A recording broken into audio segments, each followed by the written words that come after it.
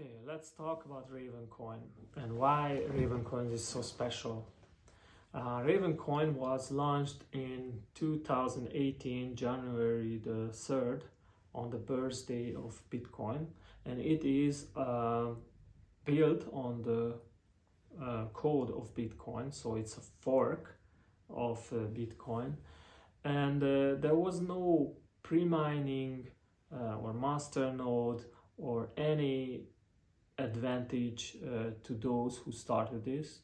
And Bruce Fenton was first announcing the ID on Twitter, and with the help of Patrick Byrne, who is a real Renaissance man and who generously gave one of his office to the developers, and he gave even the developer for free he was not getting any reward of this.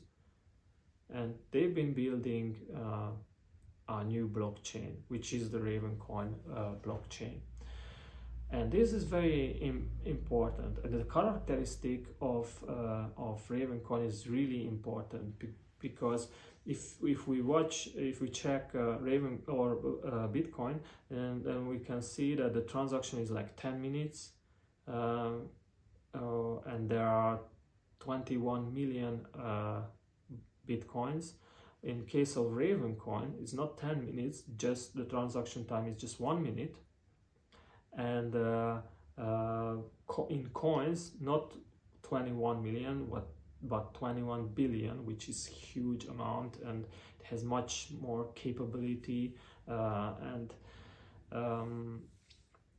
We can call it as Bitcoin 3.0, as an advanced version of Bitcoin, highly flexible because it is an asset tokenization system, and an asset can represent a contract or an item like a guitar, or it can represent money, it can represent wine, you name it, silver, gold, whatever you want, it can be as a representation.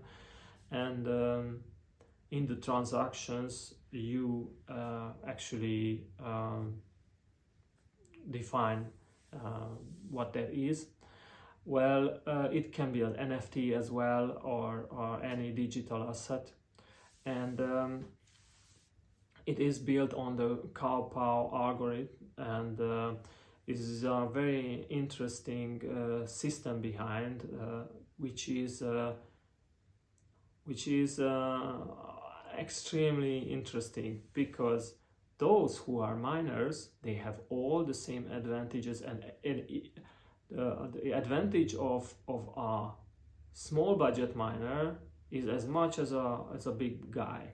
So it's not like the other chains or many of the blockchain systems where the big guys who have the mining farms, they get a lot of reward. But here in Ravencoin, with a laptop or with a PlayStation or whatever you have, you can start mining and you get the reward. And if you watch the top 10 coins which are rewarded for miners, Ravencoin is in the top 5, I think, or so. It's a very, very rewarding to mine this coin.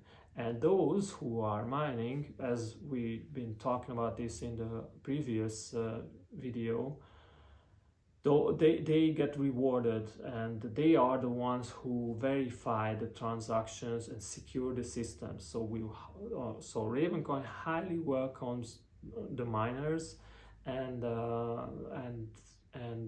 there are many who switched from Ethereum to Ravencoin, even in the NFT field, because in Ethereum the gas fee is really high. It's like $150, and in case of Ravencoin is very low. It's like 2 cents or something like this. Some say that, oh, Polygon is very good, Polygon is very cheap. Actually, Polygon is built on Ethereum, so the gas fee of Ethereum is always in the game, but the minting is cheap. Yeah, it's cheap. It's also a few cents, and but Ravencoin is completely different. It's very cheap and very useful, especially for those who are in the NFT field and start with a low budget. And I was talking in some of the spaces on Twitter with people who are from South Africa, so from Africa or from countries where this is really expensive to start their own to start an NFT project or present their art on the web. And with Ravencoin, they can start it very low budget, and it's very supportive. This Ravencoin blockchain is very supportive for those people, which is, I think, is a beautiful thing. And going back to the other chains, I mean, talking a bit more about the broader view, like Solana, Cardano, Polygon, Tezor, and all the others. I mean, if you see them, most of them have started differently. There was a fundraising or pre-mining or pre-sale or developer funding or fundraising or something which is actually centralizing the power. And in case of centralizing the power to those people, which means that, for example, in case of Ethereum, I think over 10 or 15 or 17% is a part of the founders. They have this coin, and they can have a huge advantage on the price if they decide strategically that they are going to sell or they are going to buy. Or so this is I don't think that this is fair. And if you watch most of the coins, you can see this centralized power, which is completely so it's like it's like a bad taste in a decentralized world or a decentralized system. So because everyone is telling that, oh yeah, my coin is this coin is decentralized, Ethereum is decentralized, Solana, wow, yeah, decentralized. Actually, it's a centralized. It's decentralized as a ledger, so everyone the information is decentralized, but the power is very centralized from the beginning, and this is, I don't know, but I don't like that. And in case of Ravencoin, there was no such thing, so everyone started with the same chances and still, and it's a very young blockchain. And is especially built on asset tokenization, and is the best platform for STOs and tokenization. So, and as far as I know, I think this is the top 3 most profitable coin to mine, or top 5 or top 3, and yes. So basically, this is it.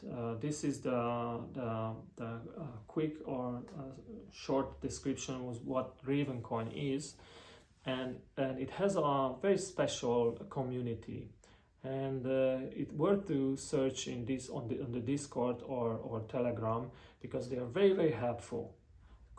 Because there is no centralized power. So if you want to be an advocate of Ravencoin, you can be. If you want to start a project on Ravencoin, you go to the Discord, and they give you as much help as they can. So though many from the best universities in the United States, when they hear about this blockchain, they immediately start to take part in it, because so many are developers who just came out from the university, and they have a great idea, and they want to work on a system which is very clear, very user friendly, and it's a pro-freedom project. So I suggest you dive deep, go in Twitter, and you can find the Ravencoin Foundation, or you can go to Discord and start knowing some people, asking about some of the projects, and I'm going to talk about a few projects which are already active and which are informing on the next video.